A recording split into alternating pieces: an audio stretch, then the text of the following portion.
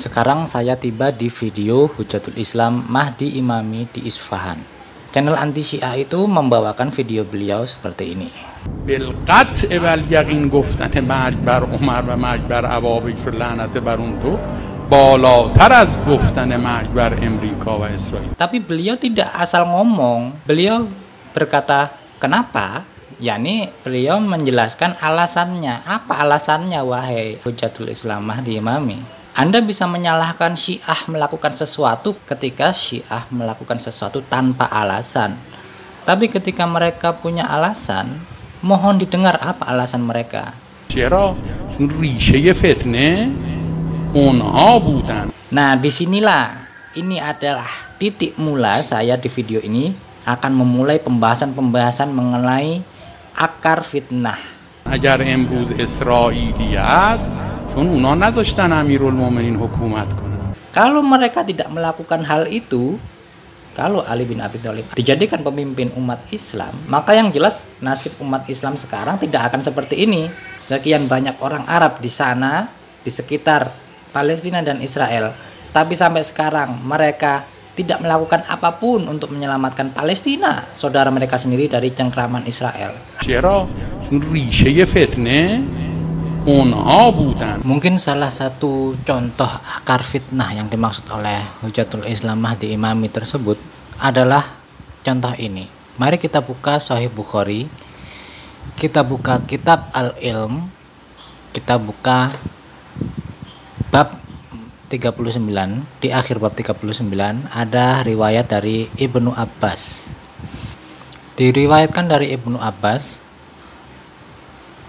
berkata, Lama ishtadda bin Nabi waja'uhu, ketika Nabi mulai sakit parah, qala, Nabi berkata, U'tuni bi kitabin aktub lakum kitaban la tadillu ba'dahu.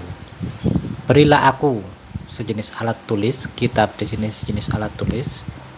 Aktub lakum kitaban, sehingga aku bisa menulis sebuah tulisan untuk kalian.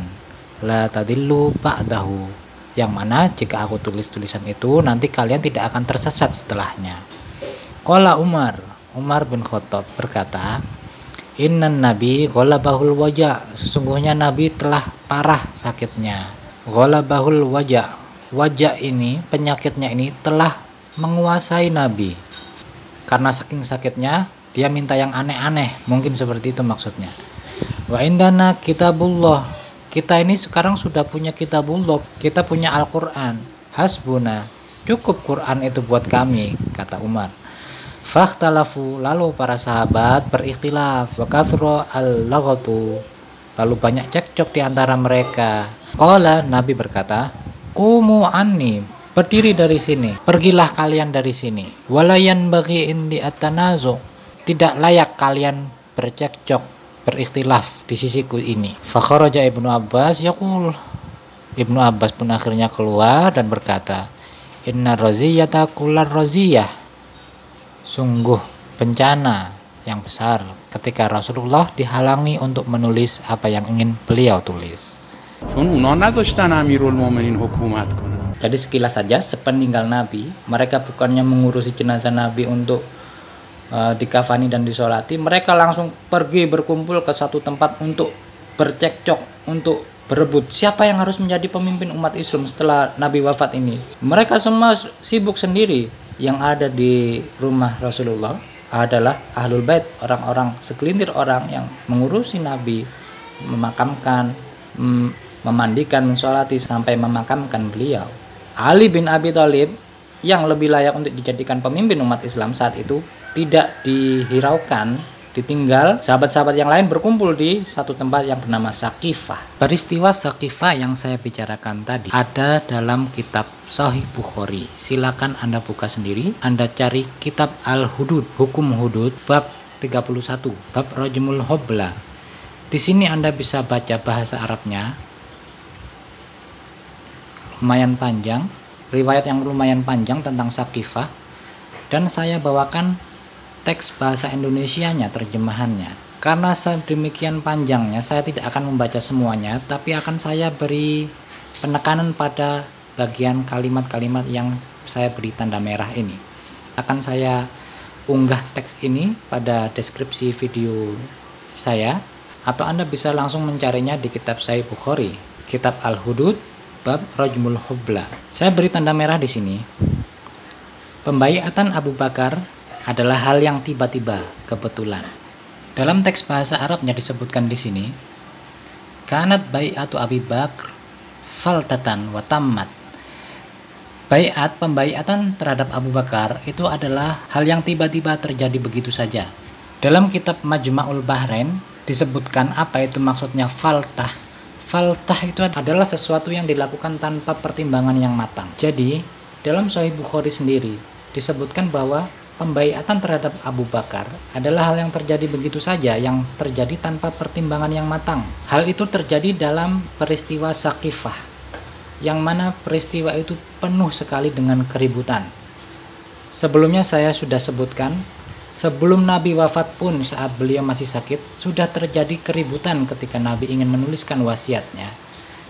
Sepeninggal Nabi pun mereka masih ribut urusan kekhalifahan. Disebutkan di sini, ala wa innaha qad kanat kadzalik walakinallaha waqa syarraha. Iya, itu terjadi begitu saja, dan akan tetapi Allah telah menjaga keburukannya.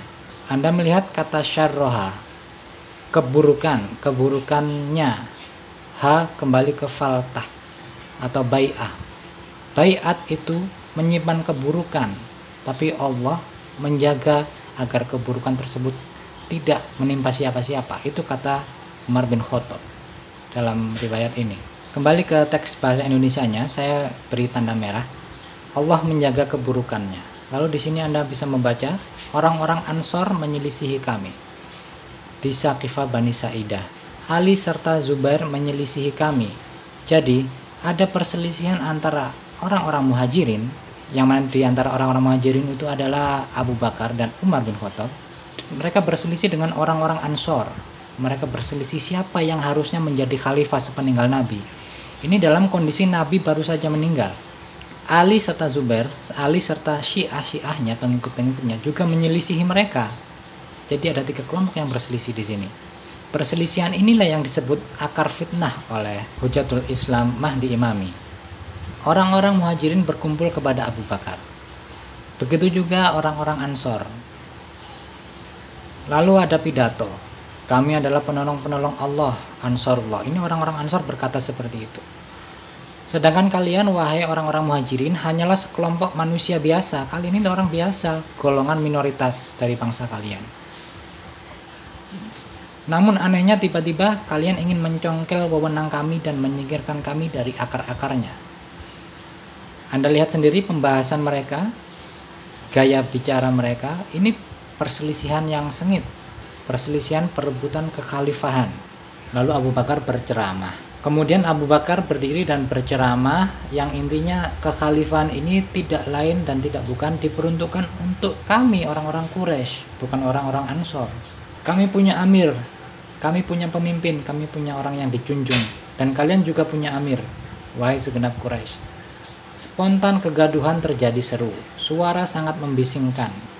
Lalu tiba-tiba Umar bin Khattab meminta Abu Bakar untuk menjulurkan tangan. Julurkan tanganmu, hai Abu Bakar. Kemudian Abu Bakar menjulurkan tangannya dan aku, Umar bin Khattab, membaiatnya. Jadi kegaduhan itu berlangsung, tiba-tiba Umar bin Khattab minta, Abu Bakar sini tanganmu. Lalu Umar bin Khattab membaiatnya. Saya membaiat Abu Bakar sebagai khalifah. Kemudian diikuti oleh sahabat-sahabat lainnya. Dan terjadilah pembaiatan tiba-tiba tanpa pertimbangan.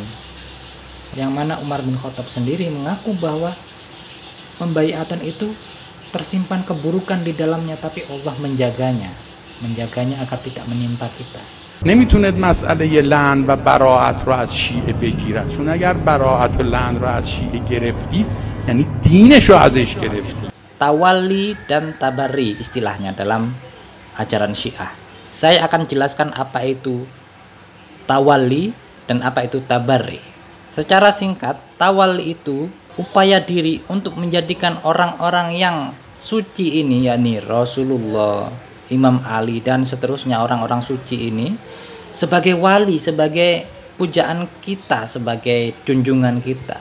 Ini tawali. Tapi sebagai orang Islam sejati, apalagi pengikut sejati beliau yakni Syiah, tidak mungkin kita hanya menjadikan mereka sebagai junjungan tanpa berlepas tangan, tanpa membenci, tanpa menolak siapapun yang melawan mereka atau siapapun yang bertentangan dengan mereka. Ini adalah hal yang sangat masuk akal.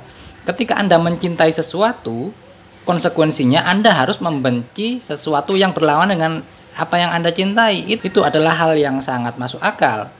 Jadi nggak mungkin dipisahkan. Ketika kami 100% mencintai Rasulullah dan Ahlul Bait, kami membenci 100% orang-orang yang memusuhi Ahlul Bait dan Rasulullah. Jelas-jelas ada fatwa dari pemimpin kami bahwa mencaci mereka haram hukumnya. Terlepas kalian mau menerima atau tidak, atau menganggap hal ini sebagai taqiyah, terserah Anda. Tapi saya hanya menyampaikan bahwa pemimpin kami mengharamkan kami untuk mencela sahabat. Itu saja.